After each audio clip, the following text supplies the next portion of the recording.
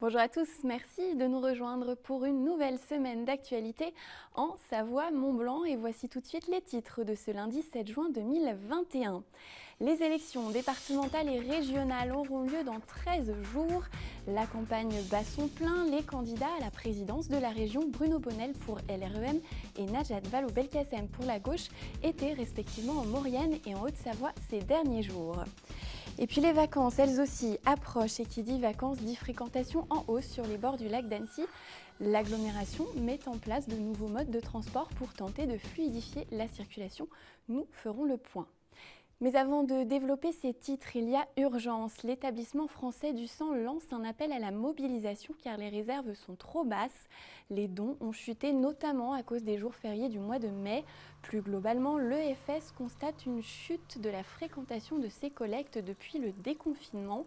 Résultat, moins 10% de dons en Auvergne-Rhône-Alpes. Avec moins de 85 000 poches, les stocks sont désormais trop faibles et la situation est très fragile, en particulier pour les groupes sanguins O et B. Mais chaque don compte, tous les donneurs sont donc appelés à se mobiliser.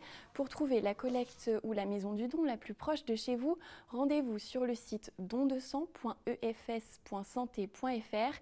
Et sachez qu'à l'occasion de la journée mondiale des donneurs, des opérations spéciales de collecte se tiendront vendredi 11 juin, samedi 12, place François de Menton face au centre commercial à Courrier à Annecy, également à l'espace des Ursules à Thonon le 14 juin et dans l'Ain, la collecte événement se tiendra le 14 à Belay et en Savoie, une collecte sera également organisée le 2 juillet à Ugine. Bien sûr, vous retrouvez toutes ces informations sur le site internet. Je vous le disais en titre, à un peu plus de 10 jours des élections régionales, la campagne bat son plein. Le candidat La République En Marche, Bruno Bonnell, était en Maurienne ce lundi matin, accompagné de Joël Giraud, secrétaire d'État chargé de la ruralité. Il a visité l'un des chantiers du Lyon-Turin, situé à Saint-Julien-Mont-Denis.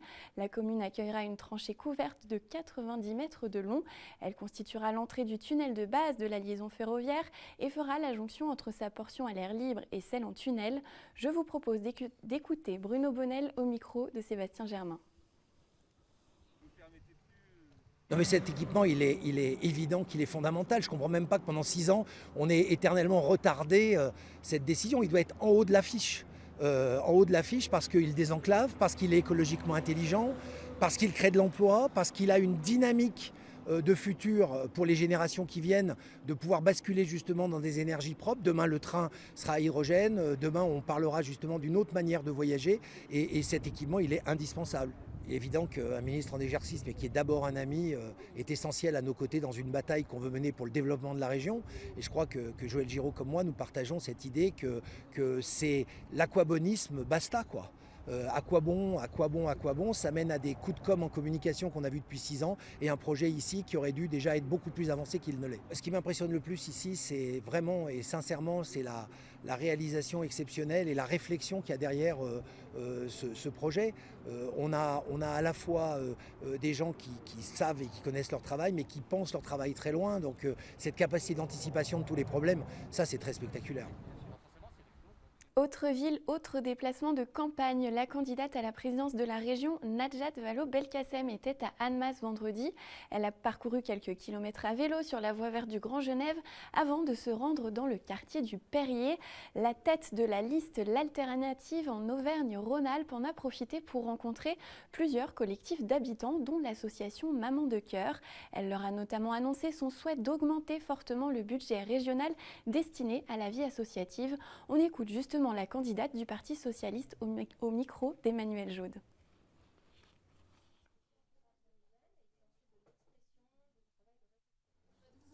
Je viens de rencontrer les membres du Conseil citoyen, je viens de rencontrer plusieurs associations. La région a aussi une compétence sur la vie associative. La vie associative dans ce territoire, c'est ce qui fait vivre des quartiers, des zones rurales, qui crée du lien entre les habitants. Bien, vous savez ce que je vais faire? Moi, je vais multiplier par 10 le budget accordé aux associations dans cette région. Il est aujourd'hui de 15 millions d'euros par an. Je le ferai passer à 150 millions d'euros par an. Pourquoi? Parce que la crise du Covid nous a démontré à quel point on avait besoin de ces associations, à quel point elles remplissent des fonctions et des missions qu'aucun service public ne serait capable en vérité de remplir lui-même, pour faire vivre les gens ensemble, pour sortir les gens de la solitude, pour faire de l'éducation populaire, eh bien moi je les soutiendrai de façon assumée. Et j'irai même plus loin, beaucoup de ces associations souffrent de ne pas avoir de locaux dans lesquels s'installer, se réunir, etc. J'aurai une politique très volontariste puisque la région se dotera d'une foncière régionale qui est un outil qui lui permettra d'acheter du foncier et des locaux et de le mettre à disposition des acteurs qu'elle estime prioritaires, importants dans son territoire. Avis aux amateurs de la dernière minute, il ne vous reste que quelques heures pour déclarer vos impôts. Cela concerne uniquement les personnes qui font une déclaration en ligne et qui résident dans les départements 55 à 976, ce qui concerne donc nos départements de Savoie et de Haute-Savoie. Vous avez jusqu'à ce mardi 8 juin minuit pour déclarer vos revenus 2020 sur le site impôts.gouv.fr. Vélo, bateau, bus, l'agglomération d'Annecy tente par tous les moyens de fluidifier le trafic et d'améliorer la mobilité sur les rives du lac. L'été 2020 avait attiré une clientèle touristique à 90% française et donc plus motorisée que la clientèle habituelle.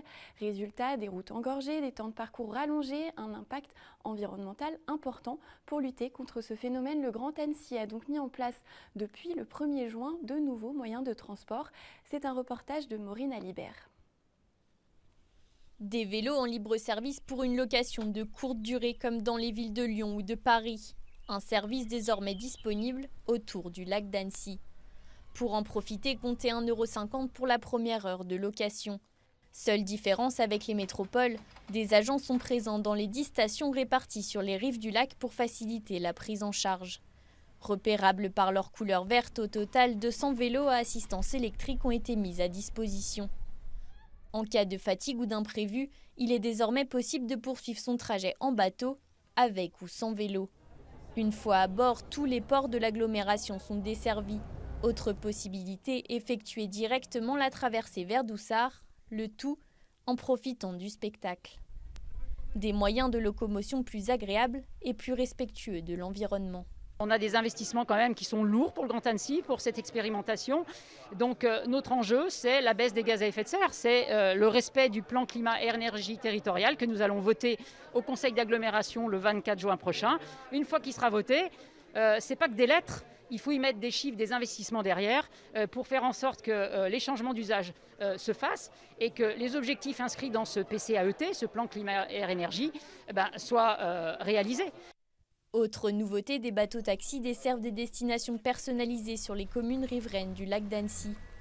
Une fois pied à terre, des navettes circulent gratuitement sur les rives du lac. Et pour prendre un peu de hauteur, d'autres lignes de bus sont proposées, direction le Semnoz ou la Fécla.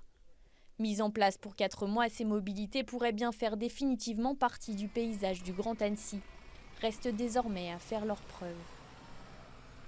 Et j'ajoute que vous pouvez retrouver plus d'informations dans un guide détaillé disponible en mairie ou dans les bureaux de l'Office de tourisme du lac d'Annecy et sur le site qui s'affiche sur votre écran, mobile-été.grandannecy.fr. Avec ce déconfinement, l'événementiel reprend petit à petit et ce soir, nous nous intéressons à un festival de cinéma. Morgane Rella est en ligne avec nous pour nous présenter le Chamonix Film Festival. Bonsoir. Bonsoir. Merci d'être avec nous. Alors c'est la première édition de ce festival de montagne, d'aventure et de culture qui va débuter mercredi, ce qui tombe plutôt bien puisque ce sera aussi la prochaine étape du déconfinement. Que va-t-on pouvoir voir ou faire pendant ces quelques jours de festival ? Alors tout d'abord, pour la petite anecdote, initialement le festival devait débuter mardi et quand on a appris le calendrier de déconfinement, on a décidé de tout décaler de 24 heures afin de pouvoir bénéficier de la jauge à 65% et surtout du couvre-feu décalé à 23 heures.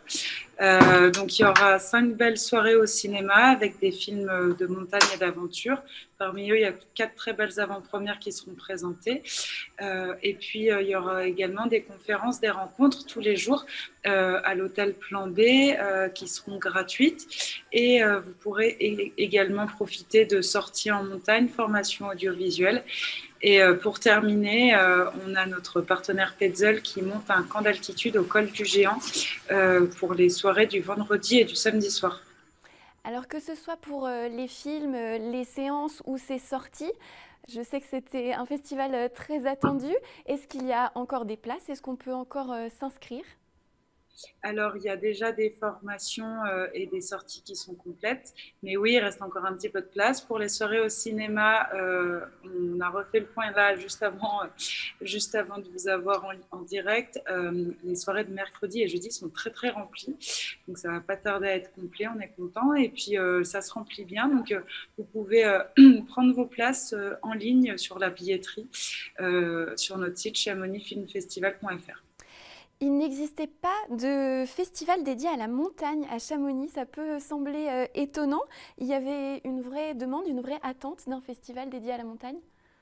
Alors, il n'y avait surtout pas de festival de films, en fait. Vraiment, autour, il y a beaucoup d'événements liés à la montagne, à Chamonix, mais un vrai festival de films, il n'y en avait pas. Oui, c'est une demande parce qu'on voit bien qu'il y a beaucoup déjà de professionnels de l'audiovisuel qui vivent dans la vallée de Chamonix, beaucoup de tournages qui ont lieu ici également. Alors, tous les films qu'on présente dans notre sélection officielle ne se passent pas à Chamonix, hein, mais on sent vraiment que c'est une capitale de la montagne, mais aussi du cinéma de montagne. Il y a quelque chose vraiment, c'est un décor naturel qui attire beaucoup de réalisateurs et qui est un terrain de jeu juste incroyable, un décor de cinéma juste fantastique et unique au monde. Est-ce que la sélection des films a été complexe dans ce contexte un peu perturbé, des productions perturbées, des expéditions annulées? Est-ce que ça vous a rendu la tâche plus compliquée? Eh bien, on a eu peur au début en se disant est-ce qu'on va réussir à trouver des films intéressants, des nouveautés surtout.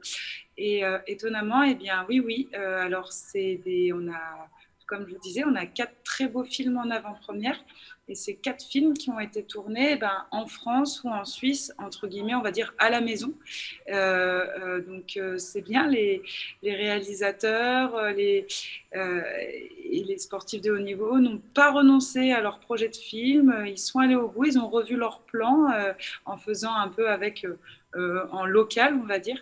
Et ça donne 4 vraiment très très jolis films. On est très fiers de les présenter d'ailleurs. Et ces films, ils seront récompensés par des prix décernés par un jury de marque qui est assez éclectique. Comment vous l'avez sélectionné, ce jury? Alors pour nous, c'était très très important déjà d'avoir une parité homme-femme. Donc on est très fiers parce qu'on a 3 femmes et 2 hommes. Et aussi d'avoir des figures qui viennent de milieux différents, mais avec pour point commun vraiment une passion de la montagne.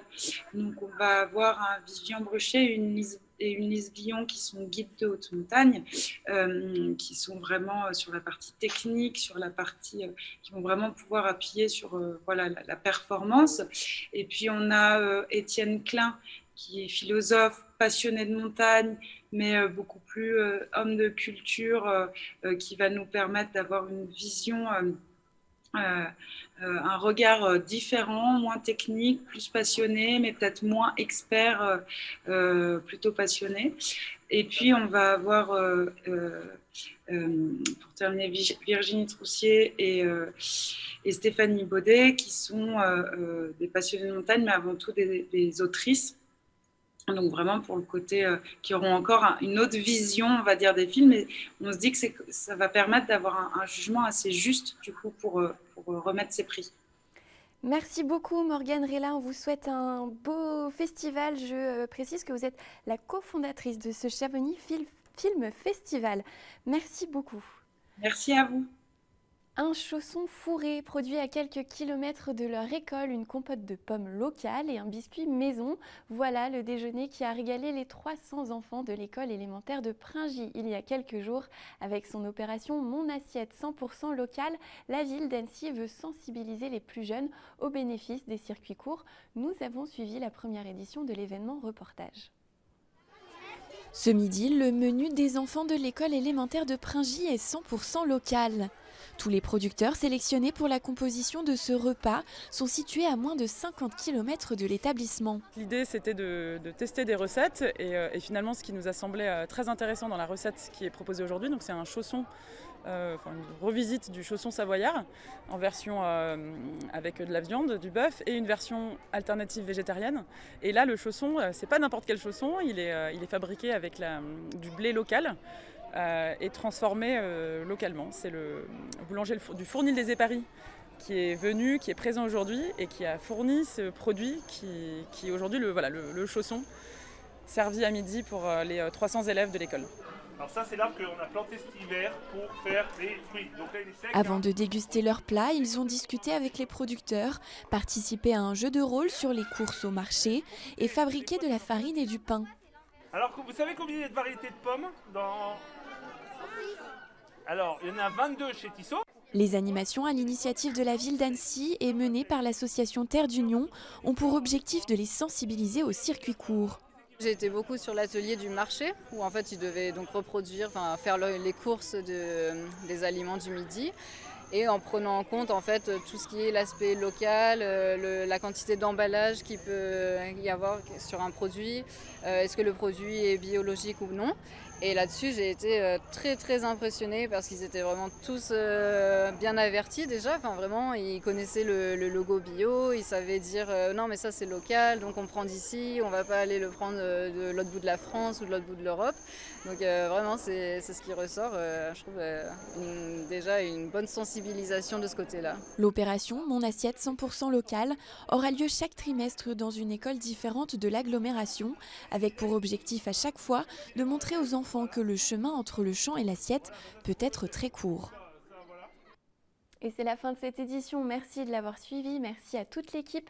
Dans un instant, la météo et puis une nouvelle émission spéciale dédiée aux élections départementales. Ce soir, Sébastien Germain et Fanette Debuisson rencontrent les candidats des cantons de Modane et d'Évian. Je vous retrouve pour ma part demain pour un nouveau journal à 18h. Passez une très belle soirée en notre compagnie.